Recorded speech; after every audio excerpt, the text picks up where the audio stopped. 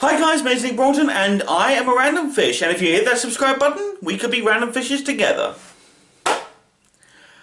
I've never been to Disneyland theme parks.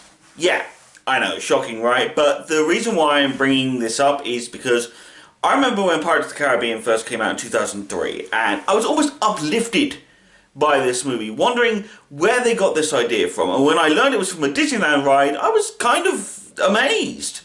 Of course, The Haunted Mansion would come out the exact same year and had a complete 180 response from the audience. So it was clear that some rides worked for films and some didn't. With the right writers, director, and especially actors to bring the roles to life, it's exactly why Eddie Murphy wasn't immediately given sequels and Johnny Depp was. Their likability beyond anything else. And then, years later, all the way back in 2019 or 2020, I'm not quite sure, I saw a review of the Country Bears movie by Channel Awesome. I immediately wanted to own this film, due to its surreal nature, interesting premise. So I gained it on DVD. Yeah, Disney Plus exists, but I like physical copies of things, so sue me. And I've watched it a few times. And ooh, brother, do I want to talk about this movie. First off, best way to describe this movie is Blues Brothers meets the Muppets. So with that image in your head, let's jump into the plot. We get a music documentary type opening, hearing about the Country Bears' success as a band, and that they broke up after their hibernation tour. Yes, those are two separate words. And we see Willie Nelson talking about the band while on a TV with a VHS player combo. Now, if you've never owned one of those, whoo, I remember owning one and thinking, my God, nothing will ever replace this. This is so awesome. And then, you know, TVs will never be that bulky ever again. Thank the Lord, I'm telling you. We meet the main character, Barry, played by Haley Joel Osment, who I'm fairly sure saw that bear suit and thought to himself, yeah, I want to look like that when I'm older. I'm just basing this off of what he now currently looks like. But immediately the laughs start coming into play. Barry asks his human parents if he's adopted. This automatically got a ha out of me very loudly. And it's followed up by his older brother Dex, played by, I'm fairly sure, an early 2000s factory machine. It really does feel like he's made in a factory of early 2000s characters. Getting hit on the head by his father with a newspaper until he makes a sarcastic comment about nobody caring, early 2000s style, right? And he blocks the newspaper with a spoon. A freaking spoon. I swear, it's like his dad just, it's like he channeled the Matrix and just suddenly went, there is no spoon. And his dad just sitting there like, my son has beaten me in combat. He is now the alpha of this family. He has to be. Okay. We then have, obviously, the very traditional moment of the not belonging thing where Dex decides to show Barry all the differences between them in terms of their birth certificates, and, you know, the whole where you come from kind of mentality. It kind of made me think of the Great Muppet Caper, when Kermit and Fozzie are meant to be playing brothers, and they sit there and go, you two look nothing alike, and then Fozzie puts the hat back on, and they go, oh yeah, I can see it now. It's one of those type of moments where I'm very intrigued by it. But upon learning that he isn't related to the human beings, I'm getting a flashback to Kung Fu Panda 2, where it's like, your dad, the duck? What? But he goes to live at Country Bear Hall because he remembers some line from the documentary where it's like, at Country Bear Hall, anyone can fit in. That's fair enough. He travels by bus next to an old man who seems to be way too comfortable with sitting next to a bear because he's asleep on his shoulder. Probably fell asleep because he had to stop himself from laughing, I'm not quite sure. But they end up at Country Bear Hall where we meet the characters of Henry, Big Al, and Reed Thimble, who is played by the great one himself, Christopher Walken. This is a role that Walken plays with utmost seriousness. And he almost plays it more like a mafia boss, or an escaped lunatic from an asylum with full-grown bears in this movie being more scared of him than he would be of them. He's more comfortable acting around fake animals than he is around people. Thimble is a bank manager who is going to tear down Country Bear Hall because Henry's a little late on the payments. I say a little, he's late by 6 years. $20,000 apparently. So when Barry arrives, everything's a little hopeless. Par for the course in a Disney movie. Now this is where the Blues Brothers come into play, if you will, because they have to do a concert to raise the money, and they have to get the band back together, as Barry puts it.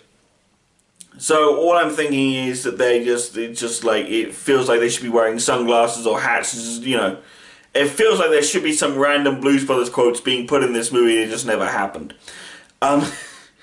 Henry sulks for a minute that he didn't come up with the plan himself, but then decides to help Barry out by pulling out the old tour bus, along with Rhodey, yes, that is his name, and his chicken, called Mr. Chicken, who travels with them to go and get the other band members back. Now, also like the Blues Brothers, this film has got cameos from various country music stars. And no, I don't know them, sadly. I didn't know anything about them until I watched this movie, and then I kind of semi-looked into them, but I was more interested in the soundtrack than I was in terms of the actual singers.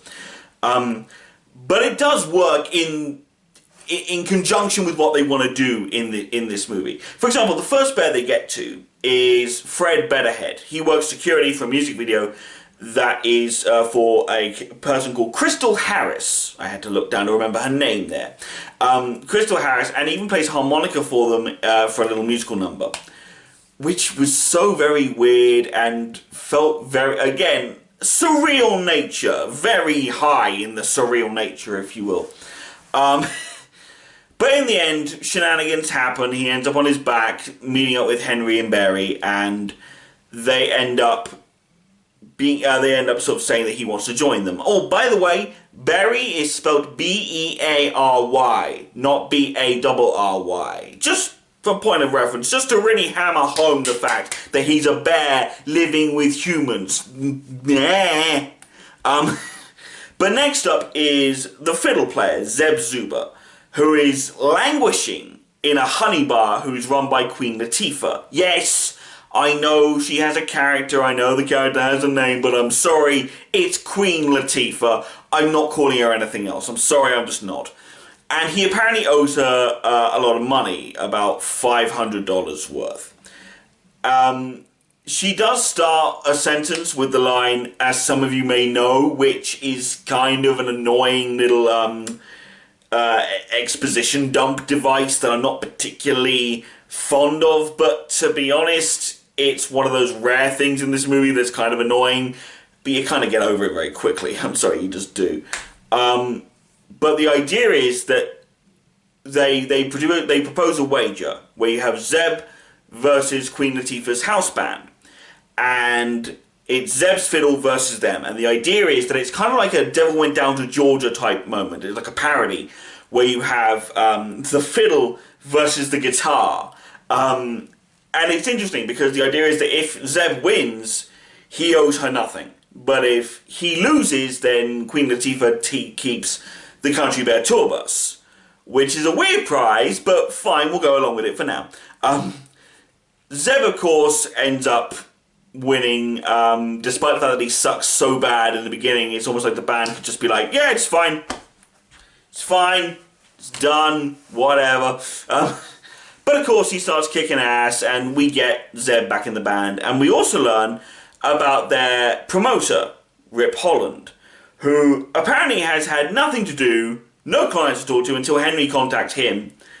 And, you know, we discover that he might be living in an office supplies shop, because when Henry calls him and gets him to sort of promote the show for that Saturday, he does this thing of being like, "I am so back, baby!" And then this man comes and goes, "Sir, I'm gonna have to ask you to leave the store." And he goes, "Yeah, right, like I need you. I'm Rip Holland, dang it." You know, it's one of those very funny moments, despite kind of, it's again, the surrealism of it all. It's very interesting and very entertaining. But, you know, so yeah.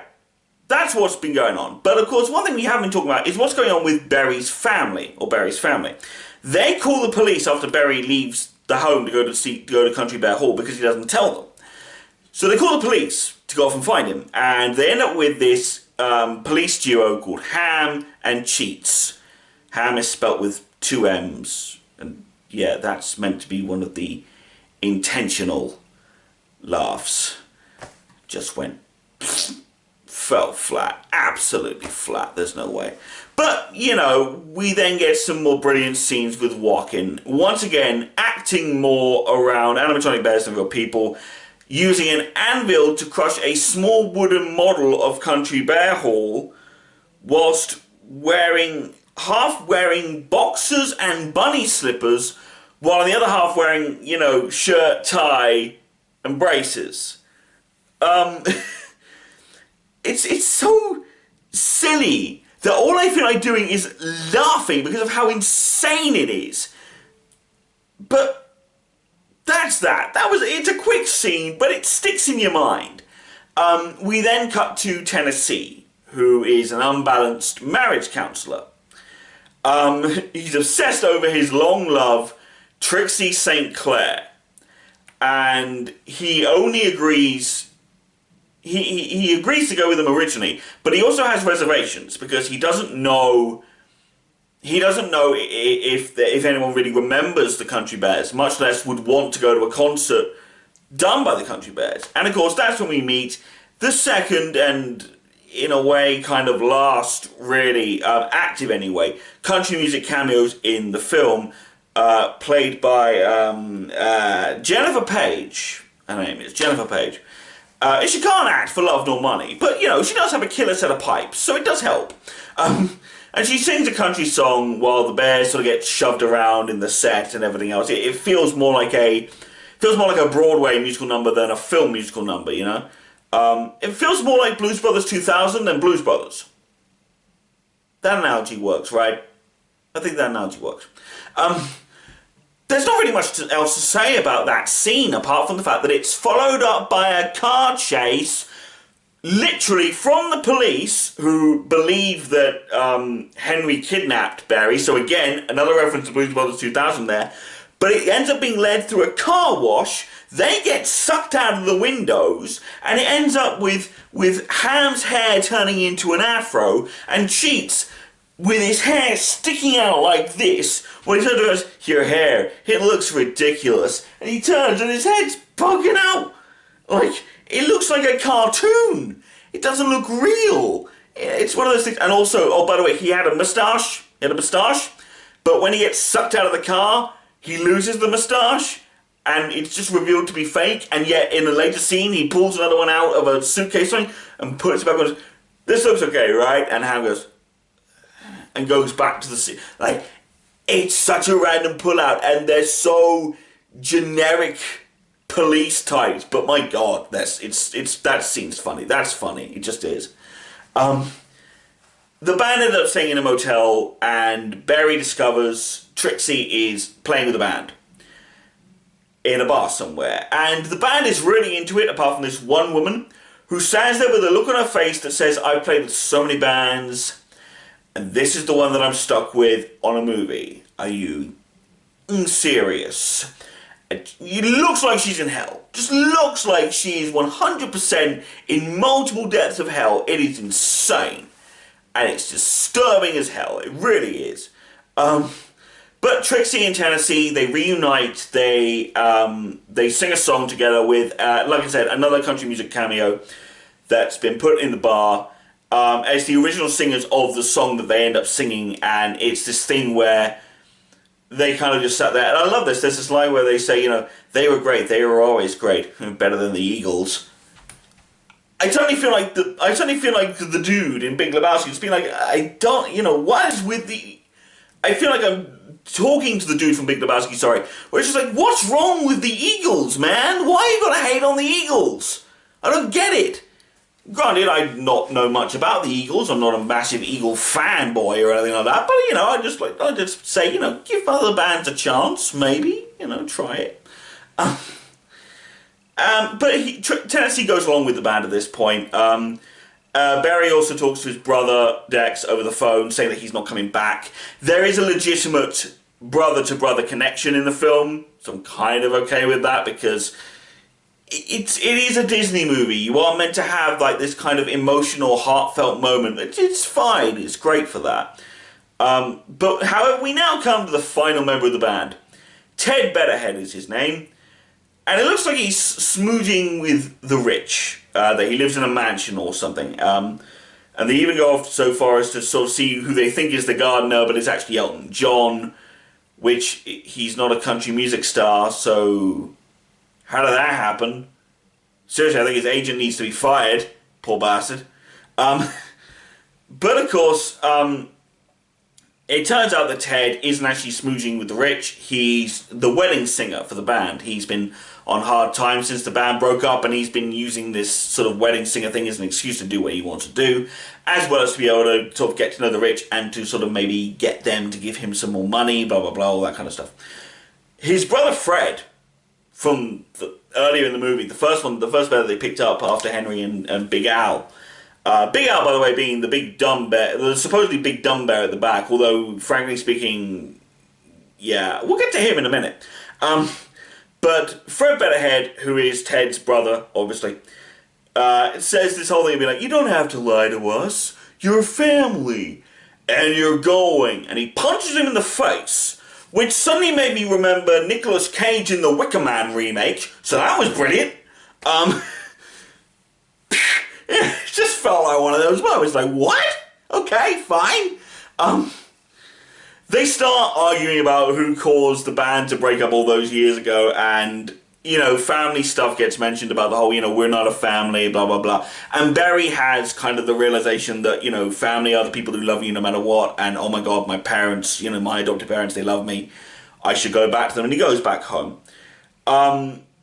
There's nice stuff where we see the reuniting of the family. Ted even comes back in the bus after they read some of his journal that he left behind on the tour bus. And Ted goes back into the house to say, I'm sorry to Barry. But that's not important. Because what's important is what I've discovered is that Barry has a 9 Inch Nails poster. Now, I am aware that Channel Awesome brought this into light. But I'm sorry. I feel like I need to re-mention this. 9 Inch Nails is in a Disney movie. Yeah, no, it's just a poster. But they acknowledge that 9 Inch Nails exists in their universe. I'm expecting Barry, like, I wish they'd done like a sequel to Country Bears, where Barry just didn't care about country music anymore, had like long hair, like had an emo style fringe, and he was just sat there listening to 9 Inch Nails more, just been like, yeah. Go away, Mom, you don't understand me. I'm a bear. Bears kill. It makes me depressed, man. You know, something like that. Brilliant. But, you know, they talk and Ted apologizes and blah, blah, blah, and they all get up to go and get onto the bus to go back to the gig. And it's discovered that Walken, I'm sorry, can't keep calling him Thimble, he is Christopher Walken in this. Walken kidnaps the bears, imprisons them in a cage. Ted, Barry, and his family all go off to try and save them. Walken reveals that when he was younger, he was an armpit musician. You know, the kind of thing that you see that's funny when you're like in year 4, year 5 or something, and beyond that, it's just not that funny. Yes, I did say that, and I do mean it. But he lost to the Country Bears, and he's hated them ever since, and he wants to destroy them because they destroyed him. He's been plotting his revenge. And that's brilliant. That's good villaining. That is good villaining, that really is. There's so many things could have gone wrong with that plan, but it didn't, and I just love it for that. I really do. I love it for that. But when they went off to go and find the bears, they couldn't fit Ted in the car. So they put him in the boat that was attached to the back of the car. So he's been flying around this, and then at some point the boat disconnects, crashes into the place where the bears are, somehow, and frees them. Because they were tracking them, because Barry's tracking collar that he took with him when he first left the movie, they tracked it to where the bears were. And it's like, that is such a ridiculous pull. I almost have to respect you for that. I almost have to. I still do, But it's almost like you're like forcing me to respect you because you've actually done some pretty decent research into this. It's well done. It's well done. It really is. But the climax of the movie is they end up in Bear Hall. No one's there. Rip, as turns out, has been bought out by Walken, who doesn't want the concert to go to head, obviously. But Big Al, who I mentioned at the beginning, Big Al, who's been sounding a lot like this throughout the entire movie. He sounds very slow and doesn't really talk sensibly. Like that. Turns out, he actually promoted the gig, opens the back doors, people flood in, they watch the gig, and Walken gives off the line that so many fans from back when have praised this movie for. Christopher Walken at the back saying, "This isn't over! Bears!" And he gets dragged away. It's beautiful, it's wonderful, whatever. But this movie is brilliant, it's insane, it's genius. Watch it with your kids. Random Fish out.